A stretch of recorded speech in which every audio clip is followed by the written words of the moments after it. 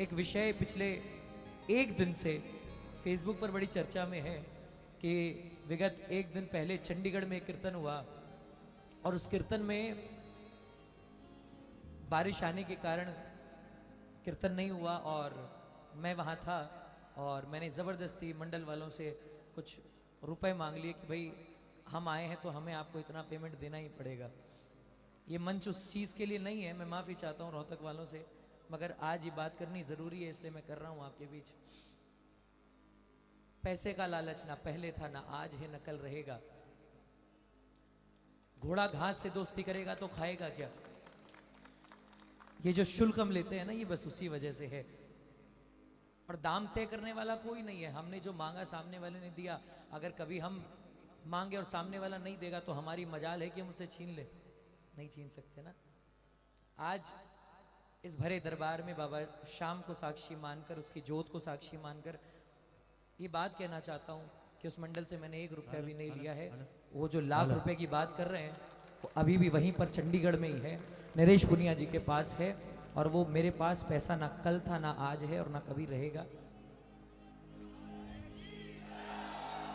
और पैसे का कोई लालच नहीं है। इस बात को मैं सिद्ध तो कैसे करूंगा? कोई सीना फाड़ के, मैं बालाजी महाराज तो हूं नहीं कि सीना फाड़ के दिखा दूं, लेकिन हाँ एक छोटा सा कार्य कर सकता हूं और जब तक प्रभु शक्ति देगा तब तक करता रहूंगा। आज रोहतक के इस कीर्तन में आया हूं। ये मंडल इसलिए जाना जाता है कि निःशुल्क कीर्तन करता है 11 को। बहुत ज्यादा शुल्क नहीं है मेरा, आप जो भी समझ लें, लेकिन जो भी मैंने इस मंडल से लिया है और जो लूंगा वो सारा इसी मंडल को वापस, और जितने भी 11 के निःशुल्क कीर्तन करते हैं उसमें जहां तक मेरा योगदान बन सके ये मेरी तरफ से इस पूरे मंडल को।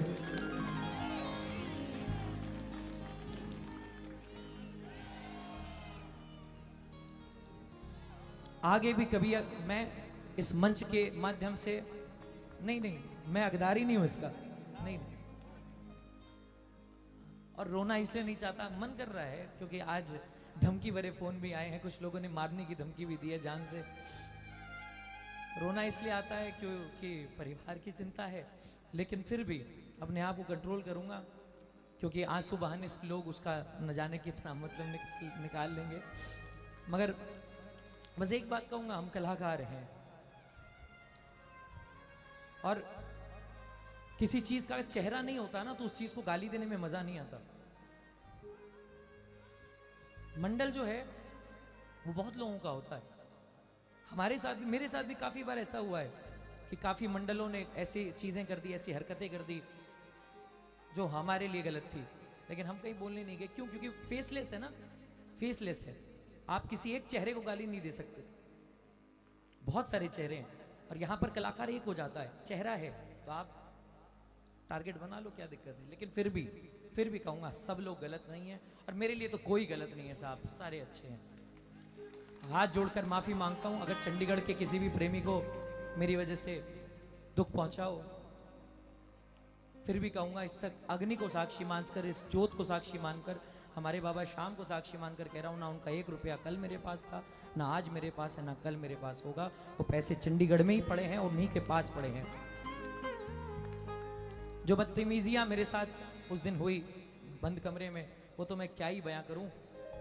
मिडलमैन जो बीच में एक माध्यम था, एक श्याम प्रेमी वहां पर था जिसने हम सबको बुक किया था, मुझे भी, नरेश पुनिया जी को भी, सबको भी। उनको ये कहा गया कि जहां से लाए हो वहीं भेज दो, हमारा कीर्तन नहीं हुआ।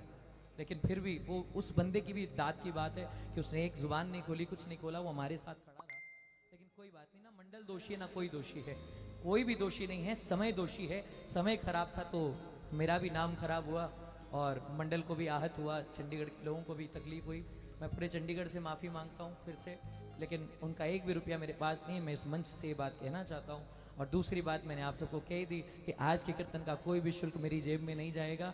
और जो भी यहाँ निःशुल्क कीर्तन करते हैं 11 में, आपकी मंडली करती है ना, तो इस मंडल के माध्यम से मैं कहना चाहता हूँ कि जितने भी जो मेरा शुल्क है आप लगाते जाओ जहाँ तक लग सकता है, और जितने निःशुल्क कीर्तन आप करना चाहो उसके साथ आज की जो आपकी पेमेंट है उसमें 2 बस खाटू जी बिल्कुल फ्री लेके जाएंगे।